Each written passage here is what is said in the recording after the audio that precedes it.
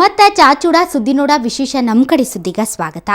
ಚೆನ್ನೈನಾಗ ಕವಿ ದಾರ್ಶನಿಕ ಸರ್ವಜ್ಞನ ಪ್ರತಿಮೆ ಅನಾವರಣ ಮಾಡಾಕ್ ತೋರಿಸಿದ ಕಾಳಜಿನ ಸರ್ಕಾರದವರು ಸರ್ವಜ್ಞನ ಜನ್ಮಭೂಮಿ ಬಗ್ಗೆ ತೋರಿಸಿಲ್ಲ. ಪ್ರಾಧಿಕಾರ ರಚನೆ ಮಾಡ್ರಿ ಅಂತ ಹಲವಾರು ವರ್ಷಗಳಿಂದ ಇಲ್ಲಿ ಮಂದಿ ಹೋರಾಟ ಮಾಡ್ತಾನ ಬಂದಾರ. ಈಗ ಮತ್ತ ಜನ ಬೀದಿಗಿಳಿಯಾಕ ರೆಡಿ ಆಗ್ಯಾರ.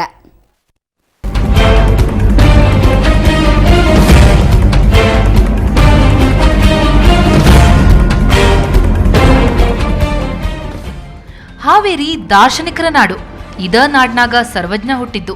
ಜಿಲ್ಲೆಯ ಹಿರೇಕೆರೂರು ತಾಲೂಕಿನ ಮಾಸೂರ್ ಹಾಗೂ ಅಬಲೂರಿನೊಳಗ ತಮ್ಮ ಜೀವನದ ಅಮೂಲ್ಯ ದಿನಗಳನ್ನ ಸರ್ವಜ್ಞ ಕಳೆದಿದ್ರು ಅನ್ನೋದು ಸ್ಪಷ್ಟ.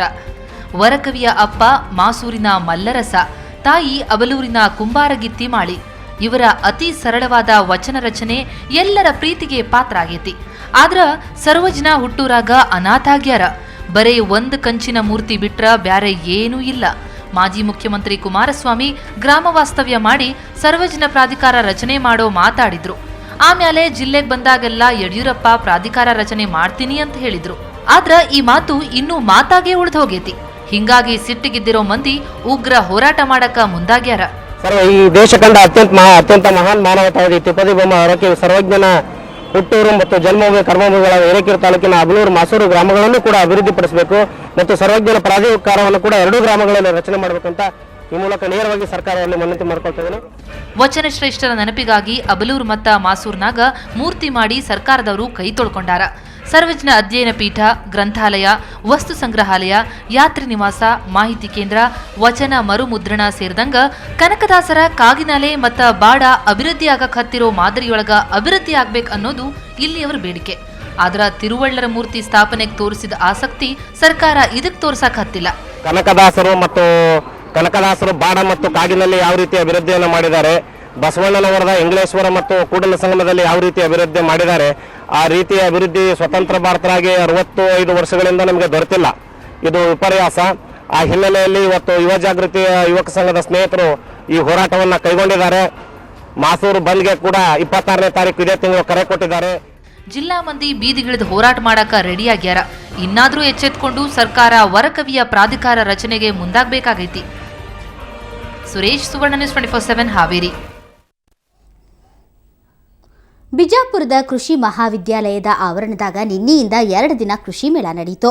ರೈತರಿಗಂತ ವಿಚಾರಗೋಷ್ಠಿ, ವಿಜ್ಞಾನಗೋಳ ಜೊತೆಗೆ ಸಂವಾದ ಅಲ್ಲ, ಒಟ್ಟು 85 ಅಂಗಡಿಯಾಗ ಹೊಸ ಕೃಷಿ ಸಾಮಾನುಗಳನ್ನ ಪ್ರದರ್ಶನಕ್ಕಿಟ್ಟಿದ್ರು. ಬಂದ್ ರೈತರೆಲ್ಲ ಹೊಸ ಮಾಹಿತಿ ಪಡ್ಕೊಂಡ್ರು. ಆದ್ರೆ ಜಿಲ್ಲಾದ ಬಹಳಷ್ಟು ರೈತರು ಮತ್ತು ರಾಜಕಾರಣಿಗಳು ಮೇಳದ ಕಡೆ ಕಣ್ಣ ಹಾಕಲಿಲ್ಲ.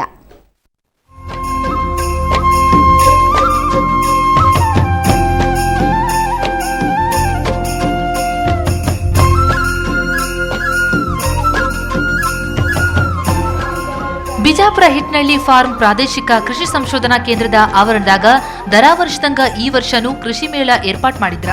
ಮೊನ್ನೆ 27ರಿಂದ 2 ದಿನ ಈ ಕೃಷಿ ಮೇಳ ನಡಿಬೇಕಾಗಿತ್ತ. ಆದ್ರ ನಮ್ಮ ಮಾಜಿ ಮುಖ್ಯಮಂತ್ರಿ ಬಂಗಾರಪ್ಪನವರು ತೀರ್ಕೊಂಡಿದ್ರಿಂದ ನಿನ್ನೆಗೆ ಮುಂದಕ್ಕೆ ಹಾಕಿದ್ರ. ನಿನ್ನೆ ಕೃಷಿ ಮೇಳನ MLA ವಿಠ್ಠಲ ಕಟಕದೊಂಡ ಉದ್ಘಾಟಿಸಿದ್ರು.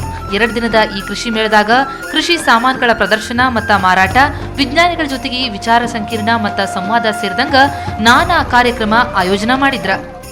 ಈ ವರ್ಷದ ಕೃಷಿ ಮೇಳ ಬರಗಾಲದ ಪರಿಣಾಮದಿಂದ ರೈತರು ಹೆಚ್ಚಿನ ಸಂಖ್ಯೆಯಲ್ಲಿ ಇಲ್ಲಿ ಭಾಗವಹಿಸದೇ ಇರತಕ್ಕಂಥ ನಿಟ್ಟಿನಲ್ಲಿ ಹಾಗೂ ಬಂಗಾರಪ್ಪನವರ ಸನ್ಮಾನ್ಯ ಮಾಜಿ ಮುಖ್ಯಮಂತ್ರಿಗಳಾದ ಬಂಗಾರಪ್ಪನವರ ನಿಧನವೂ ಸಹಿತ 2 ದಿನ ಕಾರ್ಯಕ್ರಮ ಮುಂದೂಡಿದರ ಪರಿಣಾಮ ಇವತ್ತು ಕೃಷಿ ಮೇಳದ ಮೇಲೆ ಆಗಿದೆ.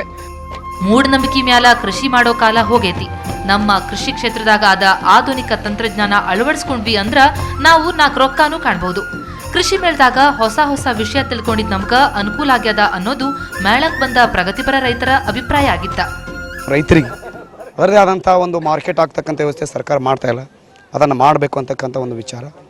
ಮತ್ತು ಇತ್ತಿತ್ತಲಾಗಿ ಎಲ್ಲ ರೈತರು ಸಾವಯವ ಕೃಷಿ ಬಗ್ಗೆ ಭಾಳ ಒಂದು ಒಲವು ಆಗ್ತಾ ಇದೆ.